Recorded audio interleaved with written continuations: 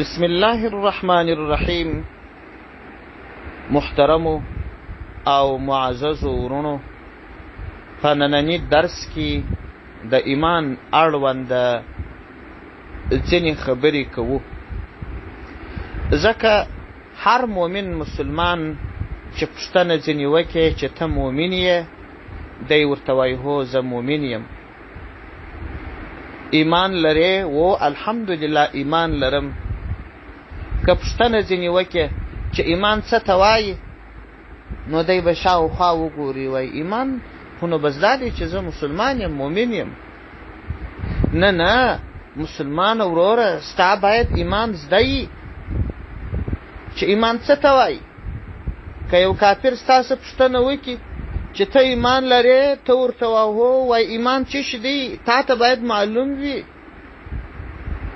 تا ته باید دا خبره معلومه وي چې ایمان څو رکنونه دي، کم اجزا یې دي. د ایمان ډولونه باید درته معلوم وي، د ایمان شرطونه باید درته معلوم وي. د ایمان رکنونه هغه دي چې یو شی یې پاته سو بس ایمان لاړی، شرطونه هغه دي چې یو شرط یې ولاړی ایمان لاړی. باید ستا زده وي. نو ایمان څه ته وایي؟ ته به دا وایه چې ایمان په خوله باندې د لا اله الا الله محمد رسول الله اقرار کول، او په زړه کې د همدغه کلمې پر معنا باندې باور او یقین کول. د دې کلمې معنا څه ده؟ لا اله، نسته لایق د عبادت، نسته بل خدای، نسته بل لایق د باچهی الا الله، ما سوا د الله څخه. محمد صلی الله علیه وسلم چې دی رسول الله، د الله رسول دی. دا د دې کلمې معنا ده. یعنې دا چې ایمان څه ته وایي؟ کلمه طیبه په خوله ویل او په زړه کې د همدې کلمې پر معنا باور کول. په زړه کې به دې هم دغه باور وي، په زړه کې به دې هم دغه یقین وي چې الله یو دی، بل خدای په عالم کې نسته، د الله سره نه شریک په ذات کې سته، نه په صفاتو کې سته، او محمد صلی الله علیه وسلم په حق د الله رسول دی، تر ده وروسته بل رسول نه راځي. همدا ایمان دی. اقرار په ژبه، په زړه کې تصدیق. اقرار د څه شي؟ د همدغه کلمې طیبه. کلمه طیبه څه ده؟ لا اله الا الله محمد رسول الله. معنا باندې تصدیق کول، معنا مو یې وکړل. اوس دوهمه پوښتنه دا ده چې د ایمان څو ډولونه دي. ګوره مسلمان وروره، دا باید تا ته معلوم وي. ایمان دوه ډوله ښودل سوی دی. لومړی ډول د اجمالی ایمان په نامه یاد سوی دی. څه؟ اجمالی ایمان. هغه کم دی چې یو څوک ووایي آمنت بالله كما هو بأسمائه وصفاته وقبلت جميع أحكامه وأركانه إقرار باللسان وتصديق بالقلب. معنى إعدادة آمنت بالله، یعنی ایمان میراوړی دی پر الله جل جلاله باندې، لکه څرنګه چې په خپلو نومونو نومول سوی دی او په خپلو صفتونو پیژندل سوی دی. او ما ټول احکام او ټول ارکان می قبول کړي دي.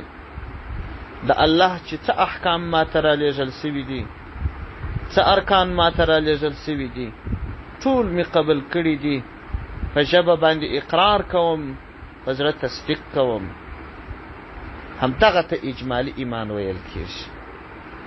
دوهم ډول بیا د تفصیلي ایمان په نامه باندې یاد سوی دی، لکه چې څوک ووایي آمنت بالله وملائکته وکتبه ورسله واليوم الآخر والقدر خيره وشره من الله تعالى والبعث بعد الموت حق.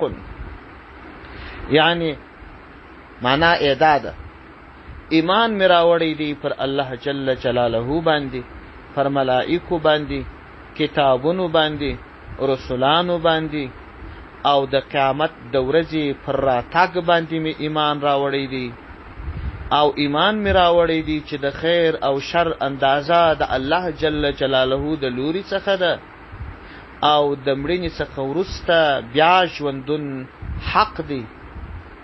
همدا تفصیلي ایمان دی. که څوک درته وایي چې ایمان څو ډوله دی، ته به ورته وایې چې 2 ډوله دی. یو ډول اجمالي ایمان دی، آمنت بالله كما هو بأسمائه وصفاته وقبلت جميع أحكامه وأركانه إقرار باللسان وتصديق بالقلب. دا آمنت بالله به ورته ووایه او معنا دې زده کړه. دوهم ډول تفصیلي ایمان دی، آمنت بالله وملائكته وكتبه ورسله واليوم الآخر والقدر خيره وشره من الله تعالى والبعث بعد الموت حق. تا آمنت بالله به ورته ووایه، ترجمه به هم زده کړه. همدا د ایمان اړوند لنډې خبرې وې. اوس راځو د ایمان رکنو ته چې د ایمان څو رکنونه دي. که څه هم د ایمان په رکنو کې ډېر مذهبونه شته، خو زموږ د مخورو علماو په آن ایمان 2 رکنونه دي. لومړی رکن په ژبه د کلمې طیبې اقرار کول دي. دوهم رکن د ایمان په زړه تصدیق او باور کول دي، یعنی په زړه کې به دا باور وي چې الله جل جلاله څه شیان پر پیغمبر صلی الله علیه وسلم را استولی دي، دا ټول ما منلي دي. خبره دا ده چې دلته دا 2 رکنونه ضرور دي. یوازې که څوک په خوله اقرار لري، په زړه کې تصدیق نوي، هغه کس مؤمن نه دی. ځکه منافقینو به په خوله باندې ویل چې الله حق دی، په خوله به پر پیغمبر علیه السلام د ایمان اقرار کاوه، د مسلمانانو سره به لمنځو ته راتلل، مګر په زړه کې به مؤمنان نه وه، په زړه کې به یې تصدیق نه و، یوازې د خولې اقرار چې وایي زه مسلمان یم، هلته په زړه کې د کفر عقیده یې، دا شیان په زړه کې نه مني، دا ایمان نه دی. الله جل جلاله د منافقانو په اړه باندې فرمایي ومن الناس من يقول آمنا بالله وباليوم الآخر وما هم بمؤمنين. د خلکو څخه ځینې هغه څوک دي چې وایي ایمان مو راوړی دی پر الله جل جلاله او د آخرت پر ورځ باندې، او حال دا چې دوی مؤمنان نه دي. بل ځای کې به الله جل شانه د دې یادونه کوي او فرمای والله یشهد ان المنافقین لکاذبون. الله جل جلاله شاهد دی چې بېشکه منافقان درواغ ویونکي دي. همدا ډول که څوک په زړه کې تصدیق وي خو په خوله اقرار نه کوي، هغه هم مسلمانان نه دي. ځکه اهل کتاب یهود و نصاراو په زړو کې پوره باور درلودی چې قرآن حق دی، په زړو کې پوره باور درلودی چې محمد صلی الله علیه وسلم په حق پیغمبر دی، بیا یې هم په خوله یې صرف اقرار نه کاوه. لکه چې الله جل شانه د دې یادونه په قرآن عظیم شان کې کړې ده او فرمایي الذين آتيناهم الكتاب يعرفونه كما يعرفون أبناءهم. هغه کسان چې کتاب یعنی تورات و انجیل مور کړی دي، دوی محمد صلی الله علیه وسلم داسې پیژني لکه خپل زامن چې پیژني، داسې ټینګ باور دی چې دا په حق پیغمبر دی، صرف په خوله اقرار نه کوي. هغه اهل کتاب هم مسلمانان نه بلل کېدل. حاصل و خلاصه دا چې ستاسو څوک پوښتنه وکړي چې د ایمان څو رکنونه دي، تا ته به معلوم وي چې یو په خوله اقرار کول دا یو رکن دی، په زړه کې پر ټولو احکامو باندې په باور کول دا دوهم رکن دی، دا به درته معلوم وي. البته دا یوه خبره شته چې اقرار کله کله د ضرورت په وخت کې ساقطیږي، لکه د ګوندي ایمان، خو تصدیق هیڅ وخت نه ساقطیږي. والسلام علیکم ورحمة الله وبرکاته.